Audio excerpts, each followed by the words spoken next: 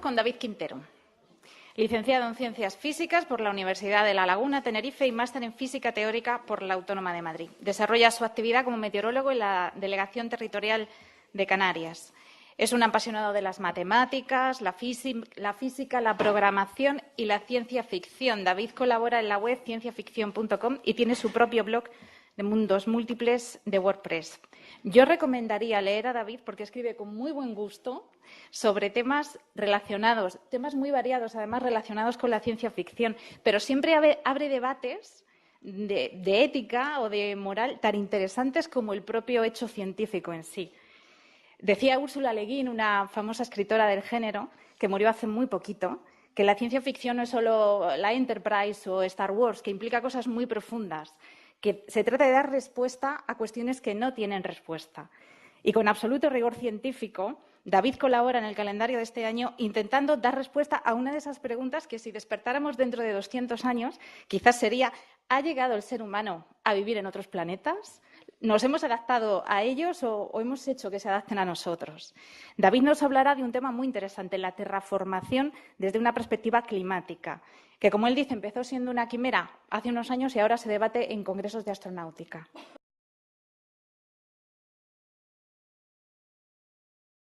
Pues si antes comentaba Luisa que su presentación iba a ser un poco diferente, creo que la mía también va en esta línea de lo exótico, pero sólidamente basado en la ciencia, como veremos.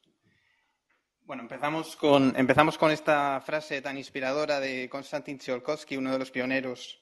Cuando ir al espacio era casi algo que decía gente que estaba perturbada, pues ya había gente que se lo tomaba en serio y lo analizaba. Y el concepto de terraformación, que es lo que yo voy a hablar aquí, pues como muchas veces surge en la ciencia ficción y luego pasa a ser ciencia. Jack Williamson fue el autor que lo citó por primera vez en una novela corta que apareció en estas revistas de pulp por la mala calidad que tenía el papel, que tenían así portadas muy coloridas, eran un divertimento más que algo serio. Luego pasó a ser una ciencia ficción más seria. Aquí pongo a Kim Stanley Robinson, autor de una trilogía sobre la terraformación de Marte, y no solo sobre los aspectos científicos, sino también sociológicos y humanos. Y por último, James Lovelock, que es uno de los muchos científicos, el autor de la hipótesis de Gaia, que ha trabajado en este tema ya totalmente en serio, ¿no? Sigo, sobre todo, en el artículo lo he hecho así, a Martin Fogg, que es quizá de los vivos, el mayor experto actualmente en este concepto, ¿no?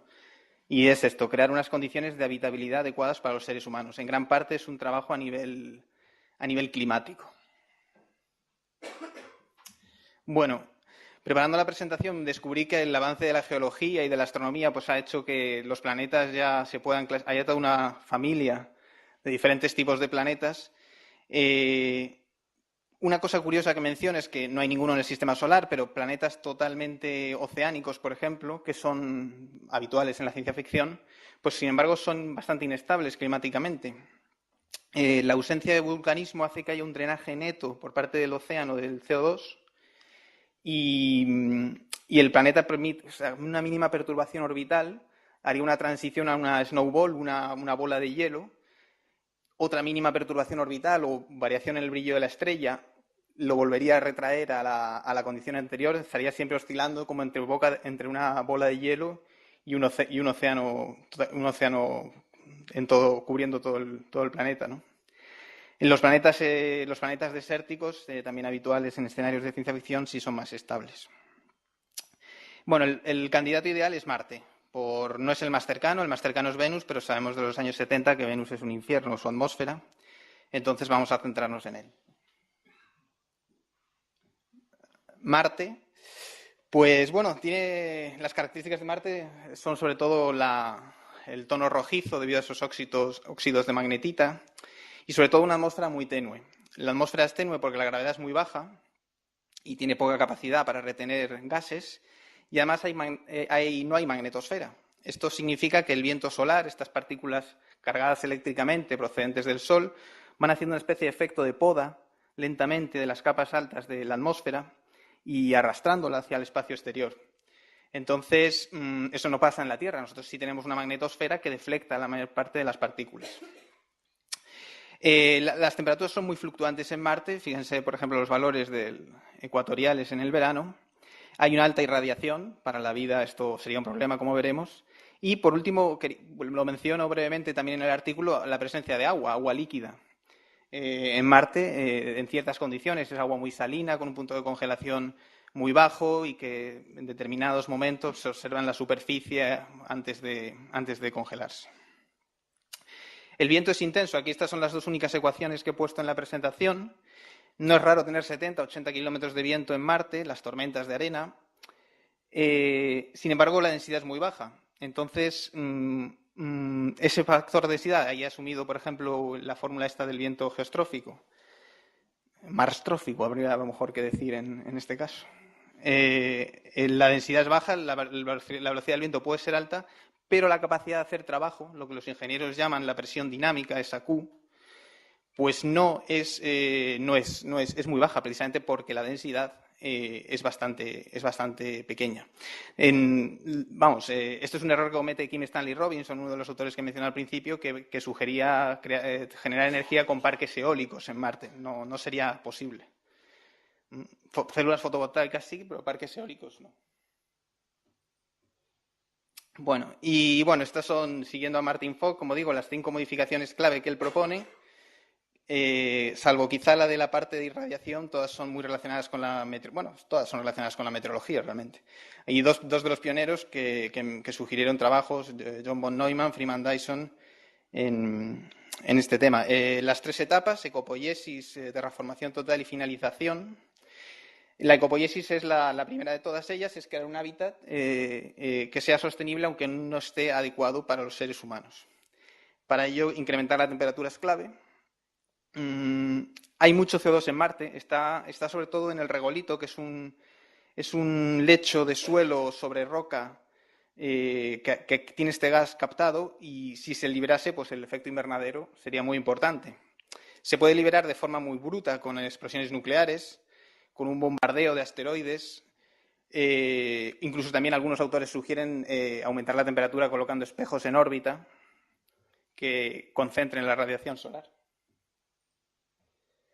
Esta es quizá la parte más de ciencia ficción, pero bueno, las máquinas de von Neumann fueron una propuesta de este gran físico y matemático y que Dyson ha sugerido.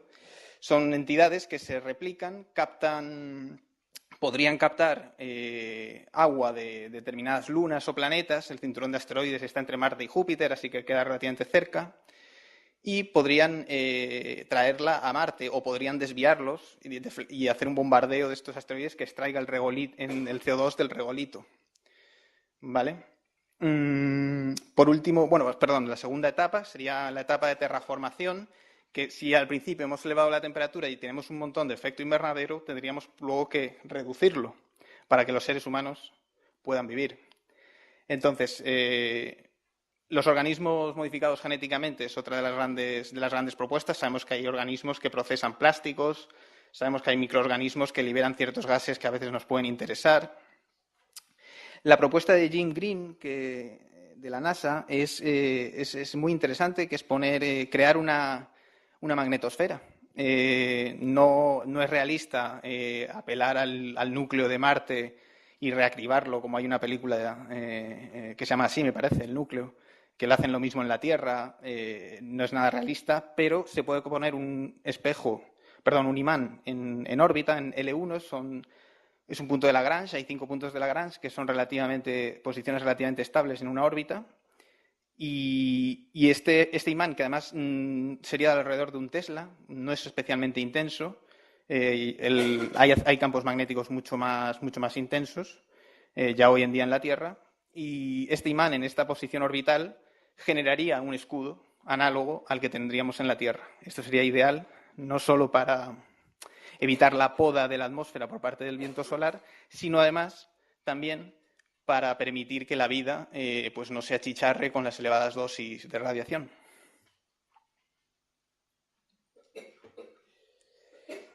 Y en la finalización, que no es tal finalización.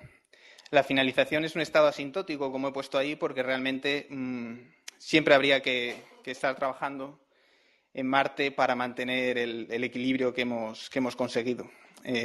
Los seres humanos tendrían que tener un papel activo.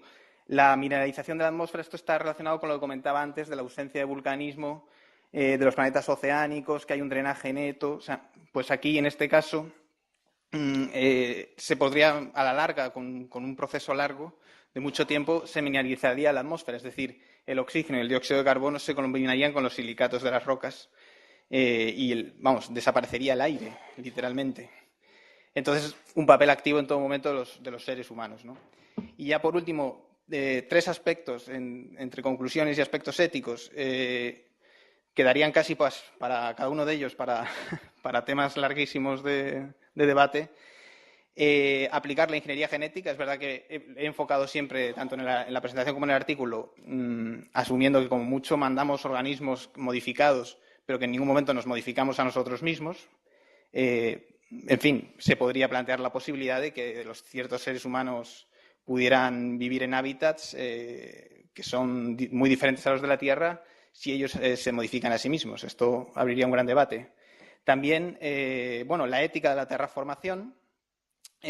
Por ejemplo, sabemos que en Marte, estamos relativamente seguros de que no hay vida. Como mucho podría haber a lo mejor vida bacteriana. ¿Tendríamos derecho, si por ejemplo se descubriesen bacterias, a terraformar Marte? Por ejemplo, si decimos que sí, ¿dónde ponemos el límite? Si hubiese formas de vida más complejas, ¿tendríamos derecho a terraformar un planeta? Pues es una pregunta interesante. Y por último, la Small Closed Loop Ecology es un problema que algunos autores piensan que los sistemas termodinámicamente, sistemas cerrados, desde el punto de vista termodinámico, tienden a degenerar. Entonces, eso es más o menos lo que sería Marte, un sistema cerrado, que quizá habría que repoblarlo, refrescarlo o airearlo, por así decirlo, con organismos y elementos procedentes de la Tierra. En fin, relacionado con lo del estado asintótico y la continua participación activa de los seres humanos. Y bueno, esto es todo.